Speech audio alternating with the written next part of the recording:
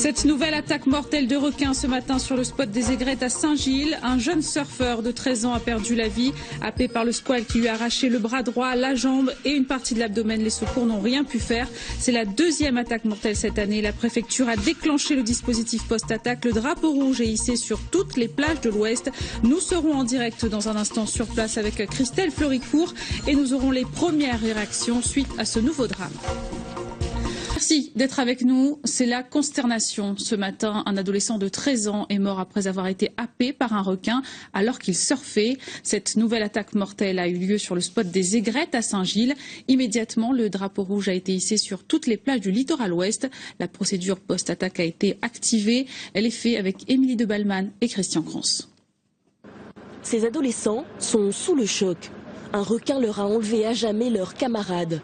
Elio, 13 ans, n'a pas survécu à l'attaque. Le squale lui a arraché le bras droit et la jambe droite. Un drame qui s'est déroulé sous les yeux de Jean-Michel. Il était 9h15. Tout d'un coup, il y a un surfeur qui s'est dégagé de l'eau en criant « requin, requin, requin, requin, requin » très très fort. Donc dès que j'ai vu ça, j'ai appelé les gendarmes. Les gendarmes ont dit qu'ils vont arriver. Aussitôt après, dans 2 ou 3 minutes qui ont suivi, il y a un gars qui était sur le bateau, que je ne connais pas trop, qui est quelqu'un qui est très équipé. Durant cet laps de temps que je vous ai dit, 2 ou 3 minutes, le corps est arrivé. Il a sorti le corps. Les pompiers du groupe Ouest prennent alors en charge le corps d'Elio et pratiquent un massage cardiaque. Donc nous sommes arrivés très rapidement, d'importants moyens ont été mis en œuvre, dont l'hélicoptère de la gendarmerie, dont une équipe médicale, et nous avons pris en charge ce malheureux. Bien évidemment, donc, il n'est plus de ce monde. Très vite, la nouvelle de l'attaque se répand, la communauté de surfeurs se rassemble. C'était horrible quoi, on est sortis tous de l'eau et on est tous partis vers l'attaque parce que ça nous a beaucoup touchés. Et il n'y a pas de mots pour décrire ça. Une cellule psychologique a été mise en place. De son côté, la préfecture a annoncé le lancement du dispositif de pêche post-attaque. Après cette nouvelle attaque, on l'a vu, tout le monde est sous le choc. Nous allons tout de suite sur place rejoindre Christelle Floricourt à Saint-Gilles.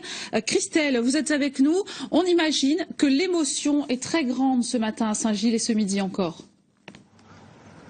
Bonjour Sigrid, alors oui évidemment l'émotion est encore très vive ici. Sur place les amis, connaissances proches de la jeune victime continuent d'arriver. Et à la douleur se mêle aujourd'hui aussi la colère, l'incompréhension. C'est tout un quartier aujourd'hui qui est sous le choc entre Grandfond et Bouc-en-Canotte.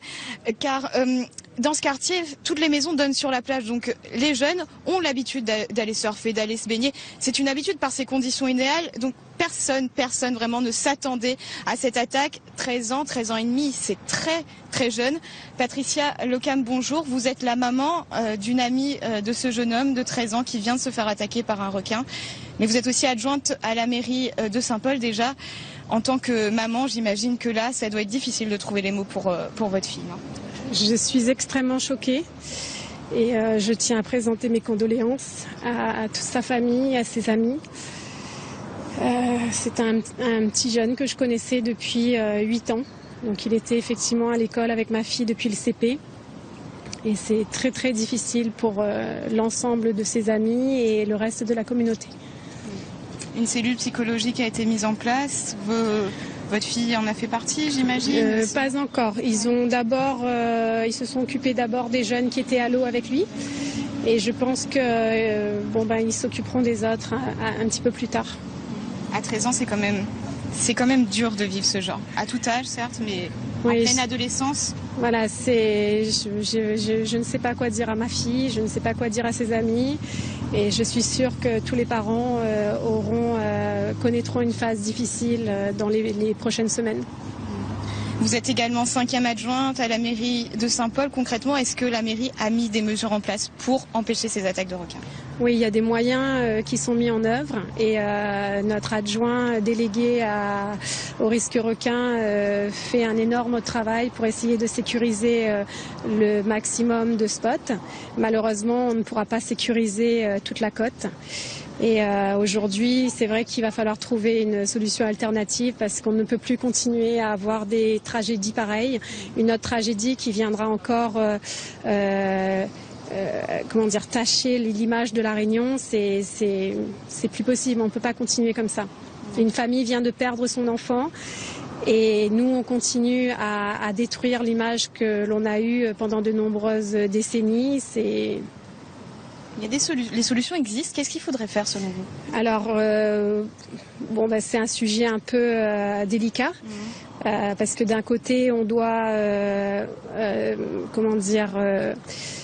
travailler avec les protecteurs de la nature. De l'autre côté, on veut aussi pouvoir utiliser l'océan qui nous entoure. On est sur une île. On est la seule île au monde où on ne peut pas se baigner parce que un pied dans l'eau peut être dramatique. Voilà, donc aujourd'hui, il va falloir trouver des solutions. Je ne suis pas une spécialiste. Merci Christelle. Merci pour ces premières réactions et ces mesures donc pour la ville de Saint-Paul. Nous y reviendrons bien sûr ce soir. Merci Christelle en direct de Saint-Gilles. La dernière attaque mortelle de requin remontée au 14 février. C'était une baigneuse de 22 ans qui avait été attaquée alors qu'elle se trouvait à 5 mètres du rivage à Pont-Mulat. C'était à l'étang Salé. Aujourd'hui, c'est donc un jeune surfeur qui a perdu la vie. À la nouvelle apprise, on l'a vu, famille, amis, surfeurs se sont rendus sur les lieux. Je vous propose justement d'entendre leur première réaction. Encore un accident. Malheureusement, il n'y a pas une réglementation qui exige certaines choses, on va dire. Parce que là, c'est un enfant, donc les parents sont peut-être au courant de savoir que leurs enfants sont partis se baigner et encore plus surfer. D'autant plus qu'il y a une réglementation. On dit bien de ne pas aller en mer quand il y a des vagues, quand il y a des troubles, quand il y a ci, quand il y a là. Et encore un accident. Voilà. Et c'est encore une fois un de trop. On est sous le choc, c'est pas bien ce qui se passe. Il faut faire quelque chose. Il faut faire quelque chose. Nous, on habite Boucan, on voit bien ce qui se passe au niveau... Là, on parle pas tourisme, on parle des gens, quoi, des humains, des jeunes, des moins jeunes. Qu'est-ce qu'on fait avec la mer aujourd'hui? Là, la mer, c'est la terre, qu'est-ce qu'on fait là? Depuis le début de la crise en 2011 à La Réunion, c'est la 7e victime d'une attaque de requin.